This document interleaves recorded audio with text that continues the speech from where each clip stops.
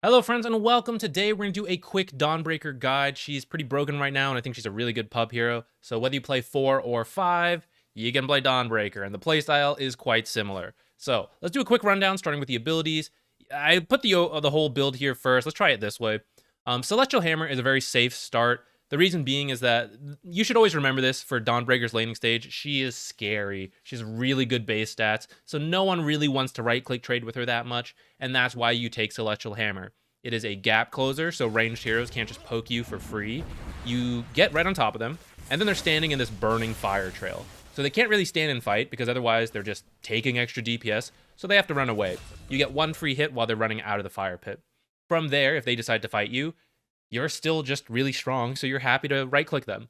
If they keep trying to run away, they are slowed because there's a 24% slow on this, so you get a free 2-3 hits, and then you've done like 300 plus damage at that point, and they've run away, so then you back off, and you're like, cool, I'll do that again in 18 seconds, I'm a great hero, right? So Celestial Hammer level 1 is really solid. It also allows you to escape if you want to use it that way. So you can play very aggressively. Maybe you just happen to turn a corner, they're right there. So you just chase them with right clicks, and then both heroes start chasing you, so then you Celestial Hammer away. It gives you a lot of flexibility, both aggressively and defensively, and that's why you typically take it level 1. However, you could take Starbreaker level 1 if your ally, whoever you're laning with, has a slow or stun. In that case, Starbreaker is pretty much a guaranteed stun at that point. It'll do a decent amount of damage. So you can start Starbreaker level 1, but I personally think Celestial Hammer is a bit safer of a start. So I only do Starbreaker level 1 if, I don't know, there's some like aggressive play going on. And like I said, there are already slows and stuns in play, so then you take Starbreaker to do like a follow-up stun. Otherwise, be a Celestial Hammer like gap closer. This is like, I don't know. Even if you're doing an aggressive play, but they're like far away, you can still start with Celestial Hammer to slow them, and then your team follows up with more slows and stuns. So like, I don't know, even with aggressive plays, I like Celestial Hammer. So from here up to level 3 is pretty standard. Starbreaker, kind of already talked about it, but you'll typically want to use Celestial Hammer first because it will slow them. That'll make it easier to use Starbreaker. Starbreaker on its own is relatively straightforward. Kind of aim where you think it's going to be. You're going to swing and hit everything and then stun in that circle. The downside is that they can stop it. So they can stun you, and then Starbreaker just stops, and you don't get the full value out of this ability. Or they can kind of get out of the space, which is like if they have a blink, or some kind of movement ability, or whether they just try to juke you, depending on like how you've angled Starbreaker, where you started, they might be able to just like walk out of the space. So that's why I feel like it's better to start Celestial Hammer. That slow makes it a lot easier to guarantee the full value out of Starbreaker. But if they have a stun or some kind of ability like that, then you got to be careful with how you use Starbreaker. You kind of need them to use that stun first before you then commit, jump on top of them, and then use your stun.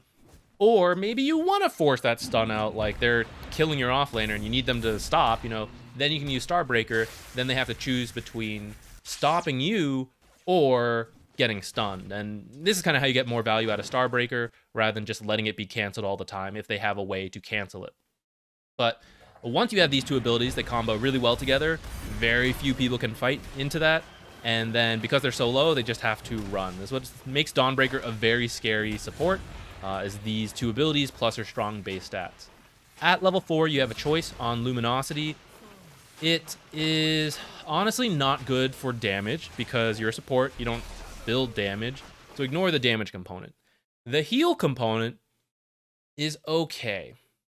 It can be good the more things there are to hit with Starbreaker, because it has a weird interaction, maybe not weird, it's kind of designed, I guess. Starbreaker hits everything at once in the circle. And so if you hit the 4th point in Luminosity, or you attack 3 times, you get 3 charges, the 4th hit will then do the crit and the heal. So on that 4th hit, if you are using Starbreaker, and it doesn't matter if it's like the first swing or the final swing, any part of it, they all do the same damage now. As long as you are doing a Starbreaker hit and hit multiple units, all of it crits, all of it counts into the heal, and that's where you can have a decent heal. Keep in mind the heal does reduced amounts for creeps, so Luminosity will be best when there are multiple melee heroes in the game on both teams, because you need multiple enemy melee heroes, so you have an easier time hitting them all with Starbreaker. and you need multiple melee heroes on your team to actually be healed. Because if they're all ranged heroes and they're standing outside the heal, then you're only healing yourself, which is still kind of okay, but it's not as good. And don't forget your allies are also healed for 50% of the amount, and that's why I say, like, it very well can be that Luminosity is not a great ability in a given game where there's like a lot of ranged heroes. Like you end up healing people for like 20 health, which is like, I don't know. I know it every little bit helps, but maybe it's just better to get a bit more damage, you know, from Starbreaker. Which is why it's very common to just max Starbreaker first and totally ignore Luminosity. Just get these two abilities. And I actually think this is a little safer because Starbreaker in your pub games, this can be used to wave clear. And there's a lot more opportunity for that in pubs for your split pushing, which is enabled by her ult. We'll get there in a little bit. But by maxing it first, you're going to get more damage. You're going to get more stun. So whether you're using it for fighting or split pushing, it's just a little bit more value. I think 1 point in Luminosity is fine. If, like I said, you think it's a good Luminosity game, there's a lot of melee heroes, people you do want to heal however much you can just because they're everything. They're like a Huskar, right? Any extra boost to him is pretty good. So, like, I'm down for the Luminosity, although actually stunning for Huskar might also be good. You know, kind of a tough call.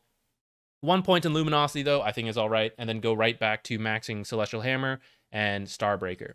The reason you max Celestial Hammer first, typically, is because this just has so much utility. We've already kind of covered how you can use it, so just imagine that at a lower cooldown. It's great. If, as you get into like the split pushing with the Solar Guardian, you can use it in 2 ways. One, you can use it just like you're scared. You don't know where the enemy is, but I still want to push the lane. So I just throw the hammer really far away and then back off. So even if there are heroes there, they're like, oh, she's way over there. We'll never get her. And you've still successfully pushed in the lane because of the damage from Celestial Hammer. So that's a great use of it. You can use it to just farm very effectively. You can hit creeps. You can hit multiple camps at the same time, just like angle it certain ways. And that's how you can get farm. They all run up to you and then you Starbreaker all of them. You know, so Celestial Hammer it's just great for like safely split pushing, farming. It's your escape, it's your engage. Having it at the lowest cooldown possible and the most value possible, it just makes the most sense to level up first, in my opinion. Starbreaker next, because like we talked about, it's got that extra wave clear. However, I have seen Luminosity maxed next here. So I really think you better have a bunch of melee heroes in the game, bunch of summons. You're going to be doing crazy amounts of like heal with the Starbreaker. I just don't think that happens in a lot of pubs. I really think just farming faster with Starbreaker to hit item timings to scale yourself in a pub game will be safer. So I think this build for the first 3, finally actually talking about the ult, it just gives you this global presence, and that opens up a lot of options for you that other heroes don't have. You can be split pushing bottom and then still join a fight mid or top. Because of that, that's why I think Dawnbreaker is such a good pub hero, because you can play like a totally legitimate support. Like, I'm very useful in the laning stage, I have some initiation, I'm healing, you know, but I also have that flexibility, greedy potential that is required in a lot of pub games to scale up. So, Solar Guardian, as long as it's up, you can be anywhere on the map. You don't have to be with your team because you are with your team at all times, as long as you have Solar Guardian, unless there's a Nyx in the game, in which case you got to be a little more careful about it. But if it's down, then you want to play a bit more with your team, because I'm still a support, still supposed to contribute. Can't just split push forever if I can never join my team. So when this is down, I recommend you play with your team. When it's up, I recommend playing as far away from your team as possible to gather the resources over there while still contributing to the team once you Solar Guardian ult in. For talent, there's some options. So like level 10, Hammer Slow, if you're just enabling teammates. Again, going to Huskar, I always use him as an example actually, but whatever. You have a really high tempo lineup, you're just like enabling them by like slowing down enemies so they can kill them. So the slow is fine. If it's a pub and you plan to scale a bit more, you're gonna max Starbreaker. Starbreaker swipe damage can be good too. It is 25 per swipe, so 75 in total, and that'll combine with the Luminosity to provide a bit more healing. So if you think there's a lot of melee heroes, a lot of value to Starbreaker, then I think this talent is fine. For 15, a lot of the times, probably just go with the Solar Guardian cooldown. Like I said, I think this is a huge part of why she's so strong, being able to play the map.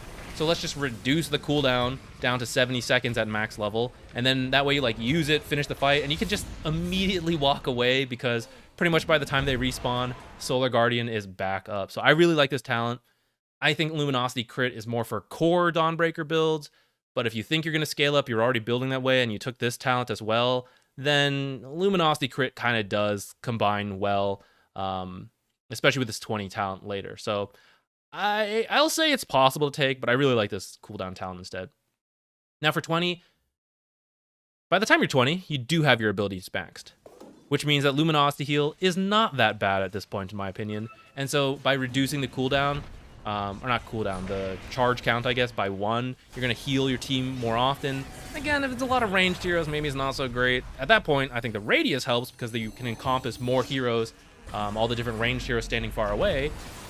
But depending on the game, maybe that's not needed. Then I kind of like this Luminosity attacks required talent. I think both can work, really depends. But yeah, I kind of like the Luminosity. I think at that point you are healing more, you have more damage naturally. The enemy has more armor, so you're doing less damage in that sense too. But I don't know. There's more team fights at this point. You're more likely to get bigger Starbreaker and Luminosity heal. So I think it makes sense. 25, the Starbreaker charges combines really well with this ability, which is good. And then you're probably going to buy a shard. I mean, if you're 25, you probably already have the shard. And that's just going to combine really well. It gives you a lot more flexibility to play around with the spell immunity aspect of Starbreaker. This talent, I think you can take if you're like really behind. You're losing, you got to safely wave clear, you got to like dodge the enemy as much as possible. Then this extra cast range will help. But otherwise, I think Starbreaker charges are way more useful in most games. Now, there's more you can like read into these abilities. Just look at the wiki. I don't want to like waste more time on it. We're already, well on our way in this video. But a couple interactions I do want to point out. First off, Starbreaker says it pierces spell immunity. And I want you to know it is not as useful as that sounds because the smash stun does not pierce BKB or like any spell immunity. That is the most important part, and it does not pierce. The part that pierces spell immunity is the damage from swinging your hammer, but as a support, I don't really care about that much. So don't try to stun people who are like, BKB, Juggernaut spitting, Lifestealer Rage. They're just TPing out. You're like, I can stun them. You can't. This hero would be absolutely so broken if she could do that. But it's not clear based on this tooltip, so I wanted to point that out. Another thing I want you to know, once Celestial Hammer is out, you cannot use Starbreaker or Solar Guardian. And once you do use Solar Guardian, you cannot stop it. It will complete no matter what. So if you see a teammate dying, sometimes you should just let him die. Because if you try to ult and then he dies, you're still going to go there surrounded by 4 enemies on your own, and then you're going to die. So it's tough, but that's kind of something you have to think about. Like, should I save this guy or am I just feeding as well? Because you can't use it and then stop it. So the main 3 I wanted to, like weird interactions between these abilities that I wanted to point out for you all. Let's move on into items. Starting items. What I want you guys to know is like, I'm Dawnbreaker. I'm a melee support. I want to do a lot of damage or I want to take a lot of damage to enable my most likely ranged core hero. So whatever you end up with a starting build, it should be like fairly tanky and high regen or damage focused. So here's a very basic one. Magic Stick, some Iron Branches, a Mango, Salve. Mango's good because both your abilities are 100 plus, and you really want to combine the two together for maximum value. So your mana pool is not great. So like after you use one ability, like you can do the combo once, and then after that, you're like flat out of mana. So having a Mango or 2 and or the Magic Stick really helps provide enough mana to make sure you have that full combo. Plus, because we're going to be taking more damage, the HP regen is really nice until that point. It's also why the extra stats are nice, more mana, more stats, and then the salve. Like you take a bunch of damage, you heal up, you get right back into the lane.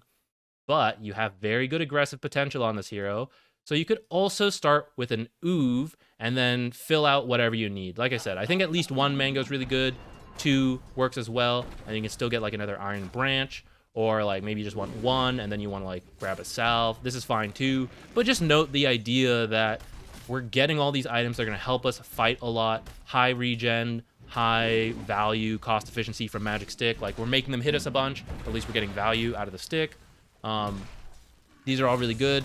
Oov is better if they don't have like stuns and blinks, or like just mobilities in general, because that makes it easier for you to chase and like get your Starbreaker swings off and everything. If they do have ways to stop you, then I probably would like skip off on the Oov, move more towards Magic Stick. That way when they do use spells to stop you, you get those charges, and then you're like very happy with that. So I think something like this is overall really solid. Oh, and of course you can just like swap any of these out with like a Sentry if you need to, stuff like that. From there, the build is honestly fairly straightforward for most games. Like by default, just go for something like this. Get your boots, get your magic wand, arcane boots because you have mana issues. You can get like raindrops or Bassy in the meantime as well if it's a good game for it. Probably disassemble your arcane boots for the holy locket. Keep in mind, you're going to have mana issues again, because arcane boots, you were just using off cooldown to help with your mana. Once at the holy locket, you can't really do that. You got to save the charges to like use on your teammates when you ult in. So you start having mana issues again. I just want to point that out. You get arcane boots and you can stop buying clarities, but like if you disassemble this, you probably have to start buying clarities again if you keep farming at the same rate. After that, Ags. Like if you're gonna get Holy Locket, you're probably gonna get Ags. Just makes your ult easier to use, more value. You can cancel it whenever you want. You can't cancel it. It will still complete, but you can like land at the destination faster to have more control over the stun. So for example, there's like a Chronosphere on your team. You can ult in and not like just jump into the Chrono. Like you can wait for the Chrono to end, and then like as soon as it's about to end, you press your ult again and you land right then and then stun everyone. So you have more control over it, plus you're providing more heals in the meantime with the Holy Locket. So this combo is very straightforward. It's what a lot of people do. After that, or in place of this, like, oh, this is going to be a fast game, not even going to get to Ags, then you can go for aura items instead. Drums, Vlads, and their upgrades, the Wraith Pact and the Boots of Bearing, are all very good for Dawnbreaker. You're a support, so any like classic support items can work out as well. The Shard is very good. It gives you free movement, and the spell immunity, which I just want to do another shout out. BKB has a Dispel as part of the item. If you use Starbreaker, you get spell immunity, but you do not get a Dispel. That means if you're slowed or rooted and then you use this ability, you will still be slowed and rooted, and so you won't actually go anywhere, for example, if you're trying to use Starbreaker. So just keep that in mind, it does not actually dispel. However, if someone is casting a root on you, like an Atos, or you're about to walk into a Underlord pit, and you use this, then the spell immunity will protect you. So it's a little bit of a funny interaction. Most people think of BKB as just like, I'm free from everything, but it's because it comes with a Dispel, which not all spell immunity does, though many do, and that's why it can be confusing, but that's why I wanted to highlight it for you all. So yeah, after you build these, you can go into the auras, or like I said, if you don't think you need these, just go into the auras. Just a lot of flexibility. If you think you can go into like core items, you're free to do that as well. You've got a good amount of flexibility, but if you're not really sure, then this is a very safe default build. Final thoughts, Dawnbreaker is a good laner, so you want to get out of the laning stage even or ahead generally, and with that good momentum, you want to have a strong early to mid game. That's where Dawnbreaker really shines, in my opinion, where she can just apply a lot of pressure, either shoving in lanes and still joining fights, or joining in fights, saving teammates, all sorts of stuff. When you have this like global teammate aspect like an IO, but like a much more active play style like an active hero that's not IO. I don't know. But that way you can do like all sorts of stuff. And then even if the game goes into the late game, which is not really where you plan for as Dawnbreaker, you're not like a Warlock, Enigma kind of support. But like because you're a core hero, you kind of scale all right into the late game. So it's really not that bad if it goes that far. And that's why I think she's such a powerful and flexible pub hero. Now, to get a smooth laning stage, ideally pick a ranged. I mean, you're not picking it. If you play with friends, or like you can encourage teammates, pick a ranged lane partner. That usually goes the smoothest so that they do a bunch of damage while you're slowing and stunning. If you have at least like an aggressive melee hero to also jump in and get kills with you, that could work. Passive laners are going to feel the most awkward, but you'll just play like a strength tanky kind of support and make space for them so they get the farm. It's doable. And then somewhere else, not strictly your lane partner, but if someone else could be the initiator, that would be ideal. That's why like Puck's really good. Anyone with like a long stun's really good, especially AoE stuns, because you don't really want to initiate as Dawnbreaker. You want to wait for other things to happen and then ult in, saving your teammates while also stunning, and then follow up stuns, and then like maybe you got to get out, or maybe you chase someone. So ideally you're a follow-up hero, not an initiating hero. So if you could have someone else who goes in first, that would be the best. And because you're hoping for a ranged offlaner, if you're a 4 support, you probably want that to be your mid hero. So I know you don't have like full control of this in pubs, but if you maybe play like party games, you can kind of throw this out to your friends, that you're playing Dawnbreaker support. So play Puck, play Ember Spirit, Void Spirit. These kind of like team fight starters that you then follow in with your ultimate, and make sure that you don't have to be the one going in, because it's gonna be harder. That is it. Yeah, go try her. She's gonna get nerfed. She's too good. Probably nerfed after this major. So give her a shot and let me know how it goes. If you like these, check out the other support spotlights. That's all. Bye.